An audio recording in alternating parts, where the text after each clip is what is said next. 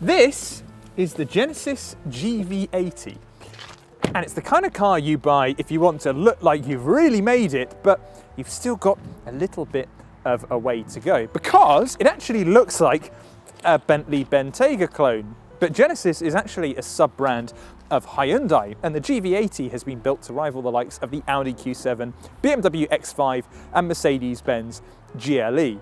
Now, can it take the fight to its German rivals? Well, today we're gonna find out. But before we go any further, if you like what we do, why not give us a thumbs up and subscribe for more awesome videos just like this one. The GV80 is a bit of a masterstroke of design because from a distance, it looks £100,000. That's money, not weight for our American viewers. And that's largely down to this vast grille which introduces the Genesis design language to the UK. Genesis only launched in the UK this year, but it has been around in other markets a little bit longer. You also have the winged Genesis badge right here, which kind of sits in the middle of this rut in the bonnet. So it looks like the Genesis badge is actually flying through water or air.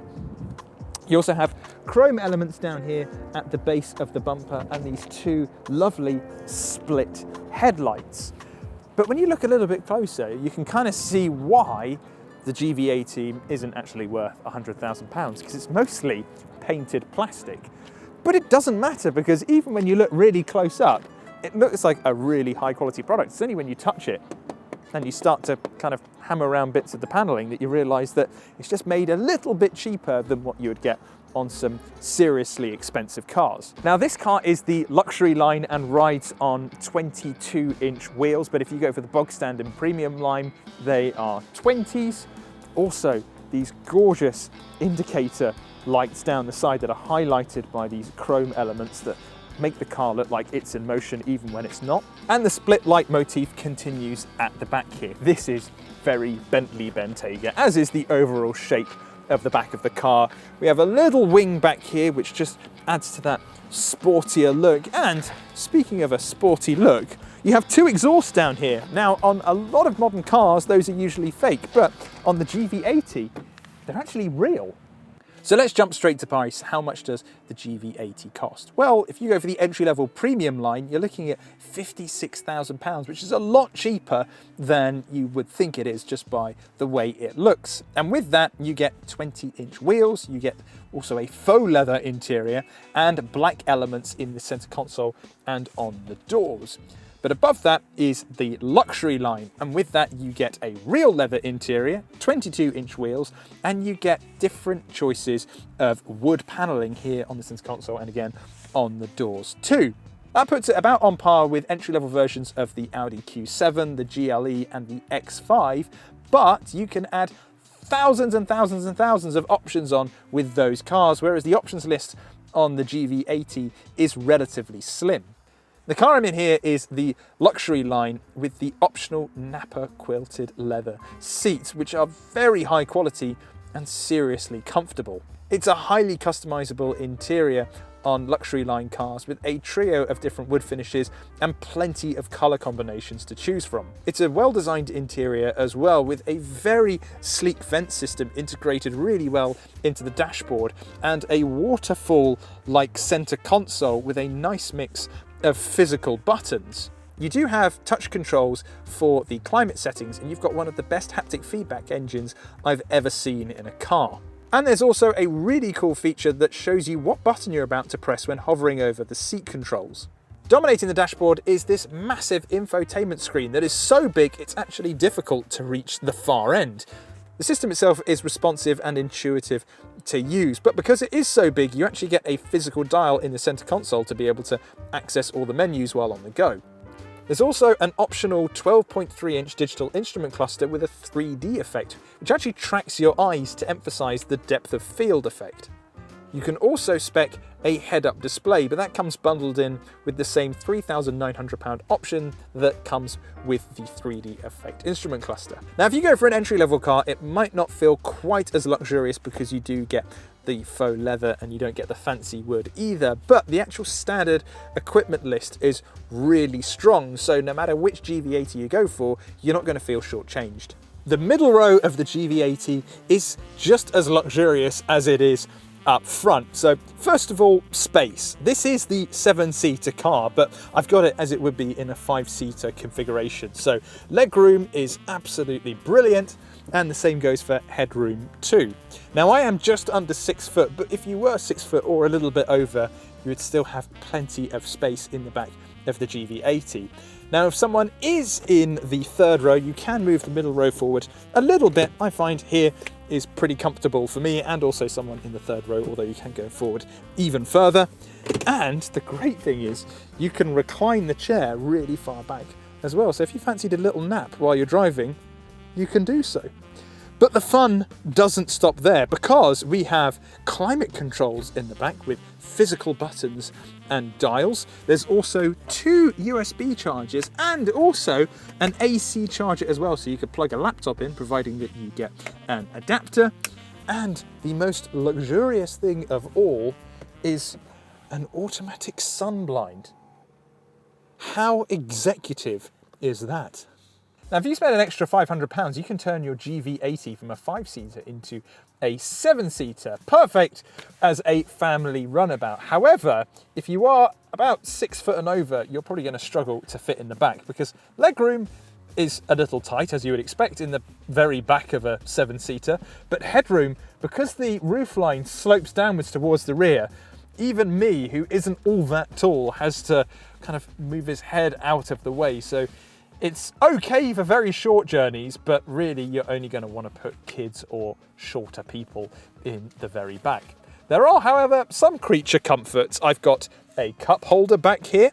I've also got an air vent. There's a small cubby on the right-hand side. The seats are the same grade of leather as you get in the front and middle row, and there's also a little speaker back here because you're sat quite far away from the driver, so the driver can actually activate a tannoy mode at the front so they can speak to you without having to shout. Now, rear space actually depends on which configuration you go for, because the GV80 can be spec'd as a 7-seater, and with all 3 rows in place you get 328 litres of storage. Now, that doesn't sound like a lot, but it's actually more than what you get on the 7-seater Audi Q7.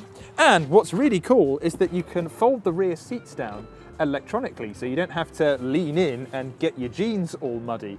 And when these are folded flat, you'll have 727 litres of storage. But you actually get a bit more if you spec your GV80 as a 5-seater. That comes in at 735. Now again, that's on par, if not a little bit better than what you get on the GV80's rivals. And now that the rear seats are folded away, I can open up this secondary little compartment underneath the boot floor. This is seriously cool because it's actually an area where you can stow away the luggage cover, and you could also have a net down here to prevent things from rolling around the boot.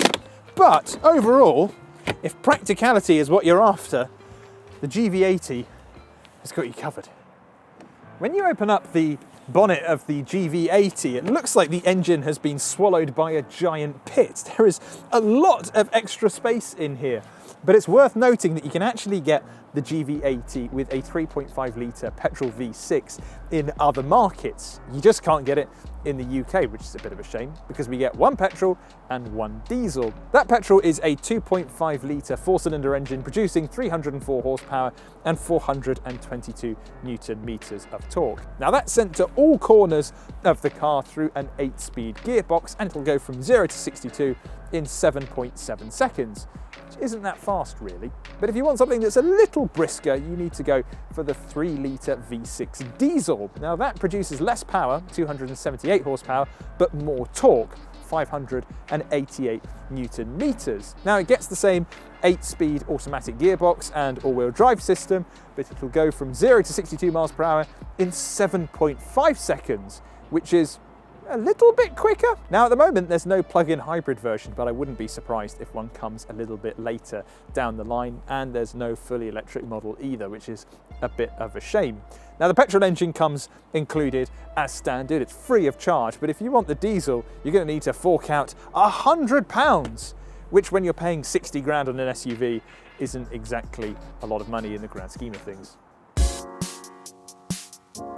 So on the most part, the GV80 really impresses on the inside, but what's it like to drive? It's mostly pretty good. So I think my biggest concern going into this was that maybe the GV80 would feel a little bit underpowered because both engines aren't exactly what you would call meaty. We've got the 2.5 litre petrol in here, which yes has over 300 horsepower, but doesn't have the most amount of torque.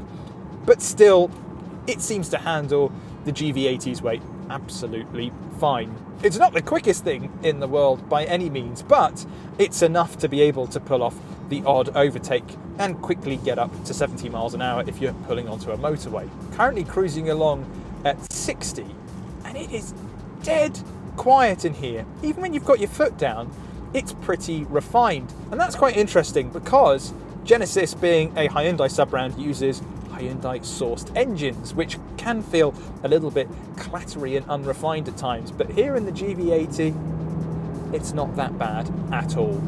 Now I hear the diesel is actually meant to be a little bit better. Now I've not driven it in the GV80, but I did try the 3 litre diesel in the GV70, and you can watch my review of that along with the G70 saloon by clicking the link in the top right hand corner. The steering is very light and doesn't feel entirely accurate, although you're not going to get ultra sporty steering in a massive SUV like the GV80, but cars like the BMW X5 feel a little bit nicer to turn, and an Audi Q7, while is completely devoid of feeling, is razor sharp no matter which model that you go for. Now unfortunately it's the ride that tends to let the GV80 down a little bit, and it was the same story on the GV70 and G70 saloon. Now on most roads it'll feel pretty comfortable and smooth. The only problem is when you get onto roads that are kind of uneven and bumpy, it can just send some really nasty judders through the car. And it's an effect I actually picked up on the Hyundai Ioniq 5 electric car. It's kind of this feeling of the car almost tripping over itself, like it doesn't really know what to do with its weight.